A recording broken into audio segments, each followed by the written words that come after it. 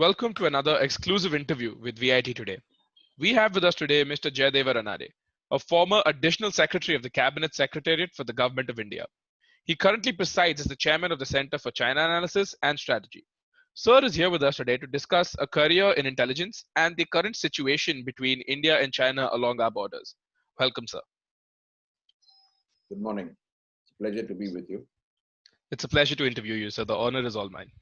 So, starting off on a very light note, I think most students today who want to pursue a career in intelligence often get their idea of intelligence services from movies or TV shows. According to you, how accurate is this portrayal, and what is a career in intelligence really like? Obviously, depending on the kind of movie you see, there is a greater element of reality or a greater element of imagination and fantasy. So a lot depends on that.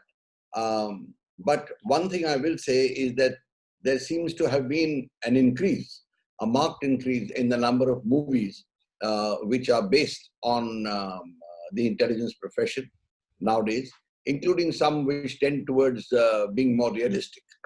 I've seen some of them which are present.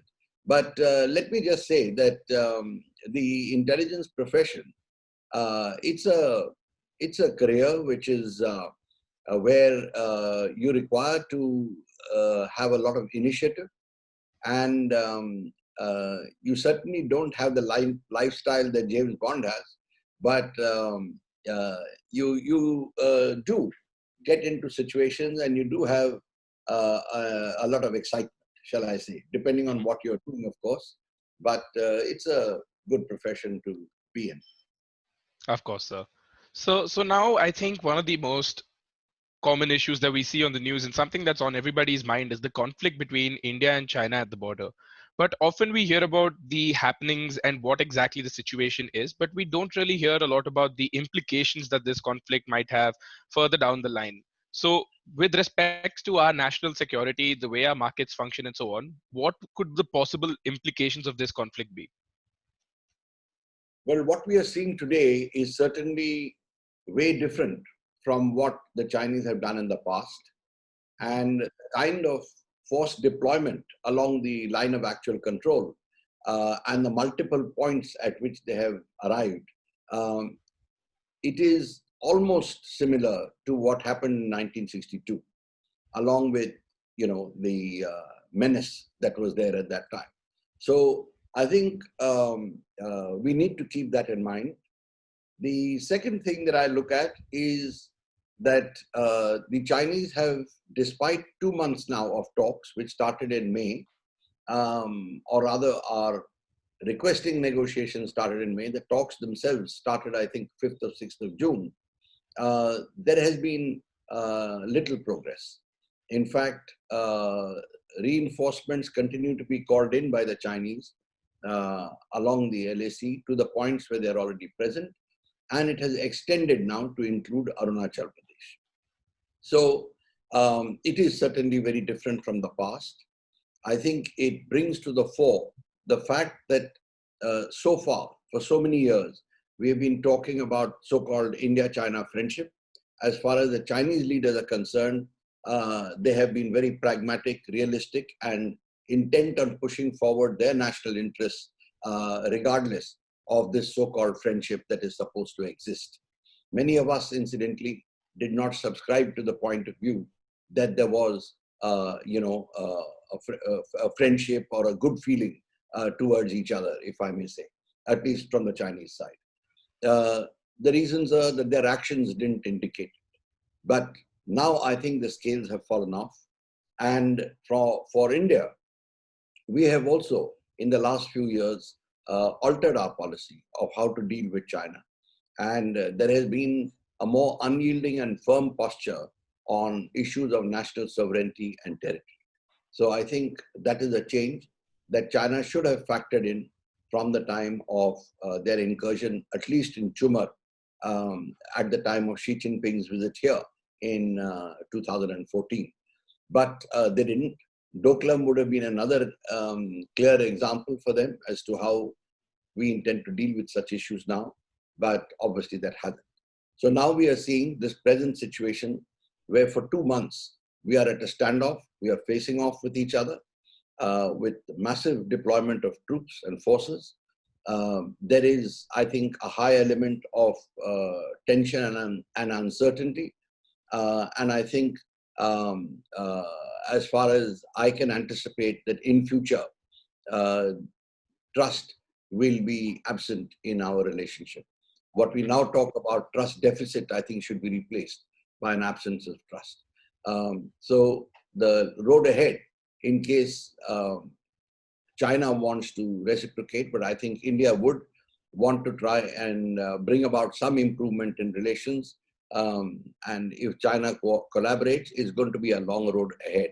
But as far as we are concerned, I think we have also taken steps to show that our reactions can be across a broad and expanded front, like the economy as well as others.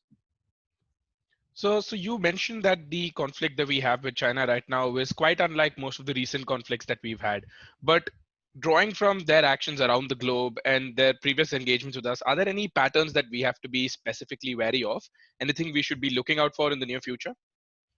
Well, indications have been there right from the beginning, where ever since Xi Jinping took over as China's president and the chairman of the military commission, as well as general secretary of the party, all at the same time, for the first time in 35 years, incidentally. He has been encouraged to push party ideology and nationalism, which he has done.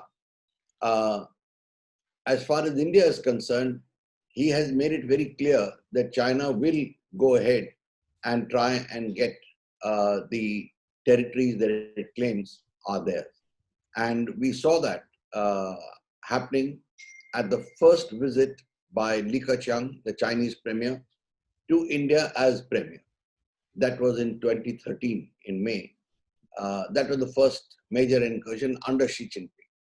After that, there have been a few more, but the major ones were those. Then there was one in Jumar. Then there was one in, I think, north of Sikkim. And then there was Doklam. And now, of course, we have this. So the intentions were very clear that they were doing this. There was also a lot of build-up taking place. So I think as far as we are concerned, we do need to factor in that this so-called recovery of territories that China claims were lost through the imposition of unequal treaties by hostile powers is on their agenda. It is part of the China dream, which has now been incorporated into the Chinese constitution. The second is that Xi Jinping himself is under a lot of fire. Within China, there is a lot of dissatisfaction with his rule. People have come out with a lot of complaints of different kinds. So he's under a lot of pressure. And one of the pressure points was the perception among Chinese people that the leadership had lost its grip, or I would say grip, on their so-called two centenaries goals, both of which Xi Jinping had enunciated. One was the China Dream, which he said he hoped to achieve by 2021, which is the 100th year of the founding of the Chinese Communist Party. And the second was to make China a major power with global pioneering influence by 2049, which is the 100th year of the founding of the People's Republic of China. And by saying power with global pioneering influence, he actually means it is a code almost for catching up with, if not surpassing, the United States of America, which has been a Chinese ambition. So stated at various times in different forms, but it has been there. So that is their ambition, which he has said. But on the other hand, instead of moving towards realizing these ambitions, what the people saw were protests which lasted almost a year persistently in Hong Kong, with the authorities in Beijing unable to really restrain it. And those protests actually challenged the legitimacy of PRC's sovereignty over Hong Kong and the legitimacy of the Chinese Communist Party. The re-election of a pro-independence party in Taiwan was considered another setback for Xi Jinping's style of politics, which has been very aggressive. the South China Sea, where China has been moving forward slowly, but they haven't really made any grand claim of having recovered their 3 million square kilometers, and of course, the territories with us. So, backing all this or superimposed on all this is the exponential rise in anti-China sentiment around the world, particularly after the coronavirus or COVID or the China virus, however you want to put it. So I think all these things put Xi Jinping under pressure, and he decided it was time to show that he remains aggressive leader, nationalist leader who is intent and who will achieve the two centenary goals that he spelled out. I think he's got a very tough task ahead of him if he really is able to pull it off, but that is what his intentions are. So, since Xi Jinping became the premier of the People's Republic of China, we're seeing quite a few shifts in their policy and actions around the globe, be it an increased presence in Africa, in a naval base in Djibouti, their One Belt, One Road initiative, and so on, all while touting a non interventionist policy in the international community. Do we expect that China is going to change their stance anytime soon publicly and drop their non intervention policy and continue with a more aggressive scheme? Xi Jinping is the president of China. Li I'm Keqiang sorry. is Yeah. not Yeah. just for. My apologies. Yeah. But, you know, before Xi Jinping took over, uh, the party general secretary or the top man was Hu Jintao. And he's the one who actually began adopting a more, if I may say, assertive policy to push forward China's national interests. Xi Jinping adopted a more aggressive policy, and he dropped the policy of lie low, bide your time that Deng Xiaoping had enunciated and which held China in good stead till now. China was building up its capacity while hiding its intentions. I think Xi Jinping has dropped that little fig leaf and brought China's intentions out into the open. I must add here that not everyone subscribed to the theory that as China joins the international community of nations, it will start following the same rules. Some people did. I think they were lured by the prospect of huge profits with the Chinese, personal or otherwise. But there were some who always were very wary, who had assessed what China's intentions are and were wary of China's moves. So what we are seeing Xi Jinping doing now is actually bringing out into the open the Chinese agenda. He wants to fulfill the dreams and ambitions of their forebears. He himself is a princeling, a son of one of the founders of the People's Republic, as are some others. So that's their agenda, that's his constituency. That is what he's pushing. So in the years ahead, as you asked, what do we anticipate? Well, if Xi Jinping continues, then we can anticipate more of the same. Because if he continues, it would indicate also that he has been able to overcome the internal opposition to him. However, if the internal opposition increases, if more members of the Chinese Communist Party Central Committee tend to side with this dissatisfaction and tell him that he needs to change his ways, we may see a more collegiate style of governance. Because there are people who feel that China now is becoming more and more lonely, and particularly with the COVID, it is getting isolated.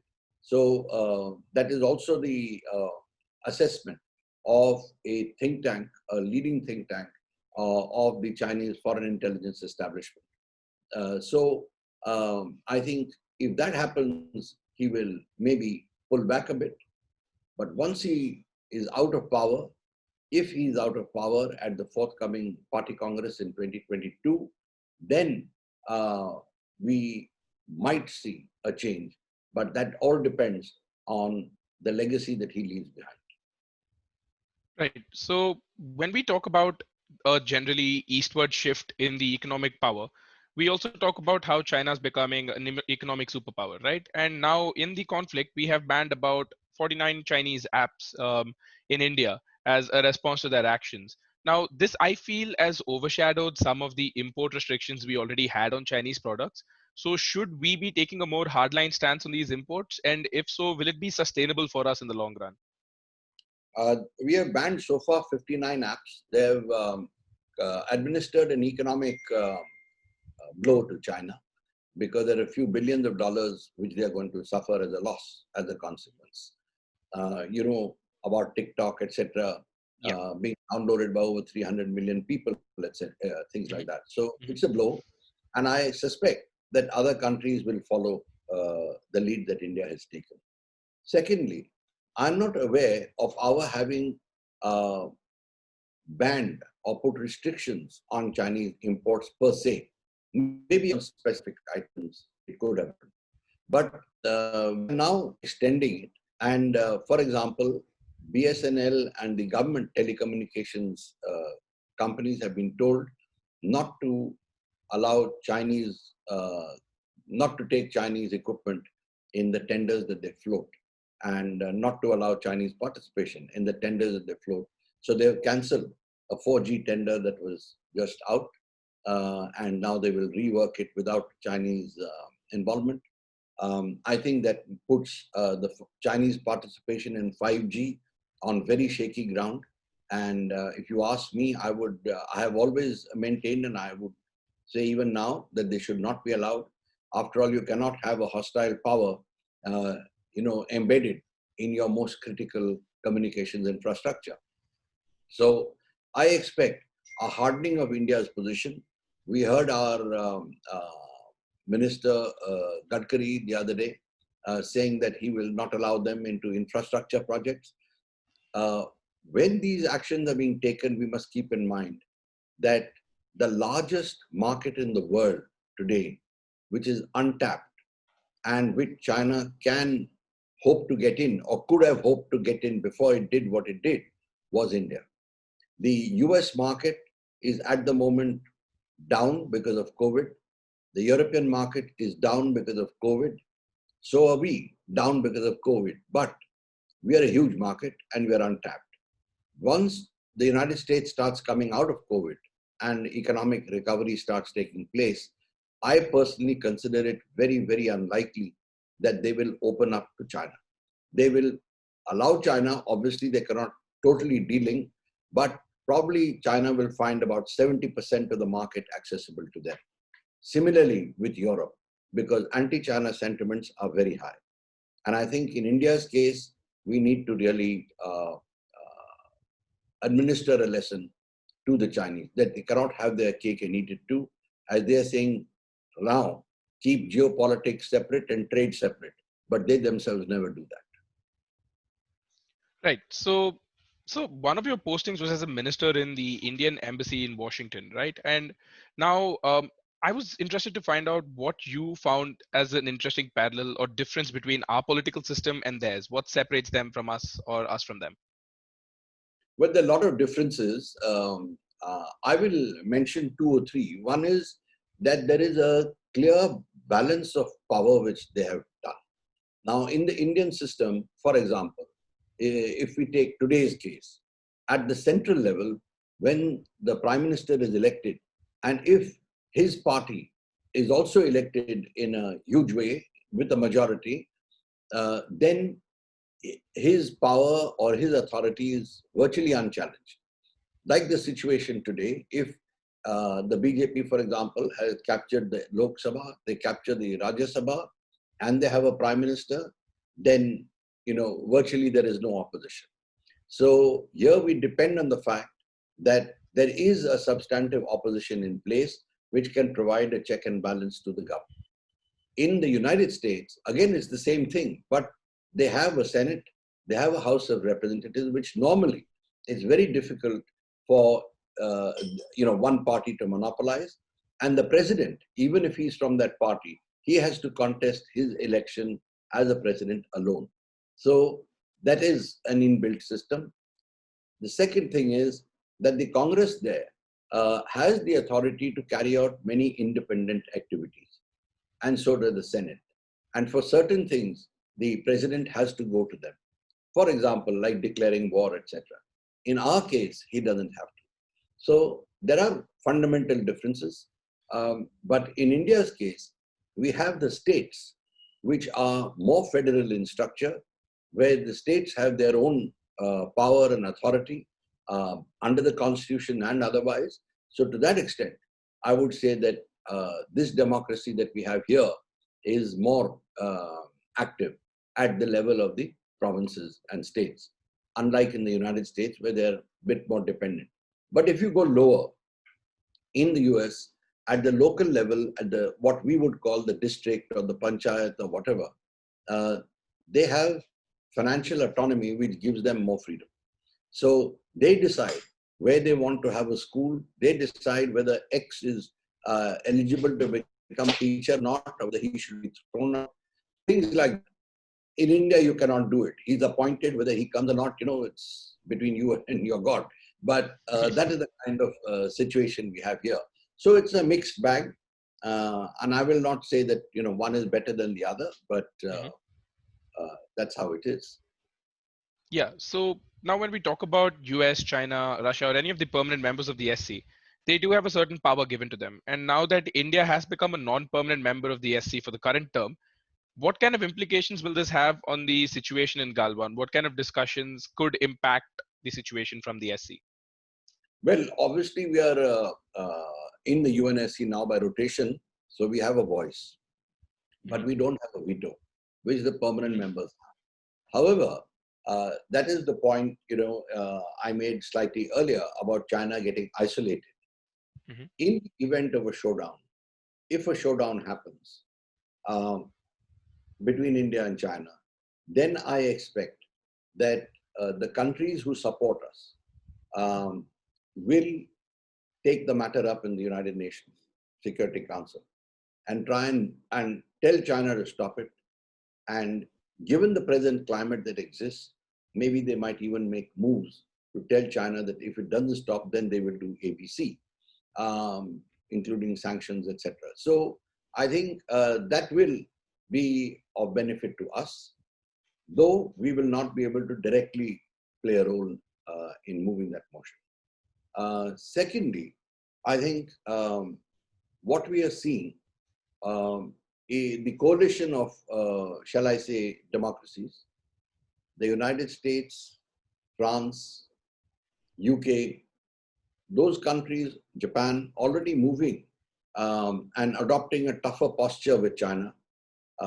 For example, Shinzo Abe of Japan has sort of nixed Xi Jinping's visit on grounds of COVID, but one can understand what the underlying things are. The United States has sent its warships and 2 aircraft carriers into the South China Sea. So these are gestures, but they do add some amount of psychological and other pressure on China. And the open support that France has come out in vis-a-vis India, the support from the United States, these are again factors that will play a role. And I'm sure we are keeping a track of who's really supporting us or not. And mind you, there are other areas of support that happen below the surface, and those are very important. But isn't the history of non-compliance of some of these veto powers, even specifically China, with respect to the UNSC sanctions on North Korea, kind of concerning? And seeing as to how these previous acts of non-compliance really did kind of go unpunished, can we expect that there would be some sort of solid outcome of a SC resolution or any SC movement? That's questionable. It depends on how the other powers really decide to enforce it. But China has been a habitual offender, if you look at it. I mean, if you look at its nuclear proliferation activities, it stares us in the face. The way they actually supplied nuclear technology, nuclear missiles, and set up the plants in Pakistan. How they brokered a deal between the Pakistanis and the North Koreans, a nuclear technology for missiles arrangement when pressure came on China itself. So, they have been quite they have been ignoring the non-proliferation regime, except when it suits them and they start talking about it, like trying to prevent us to get into NSG. They've also done nuclear proliferation with Iran, with Saudi Arabia, with a number of countries, and sold them missiles which are beyond the 300-kilometer range. So China is a habitual offender. They have been subsidizing and supporting North Korea all this time.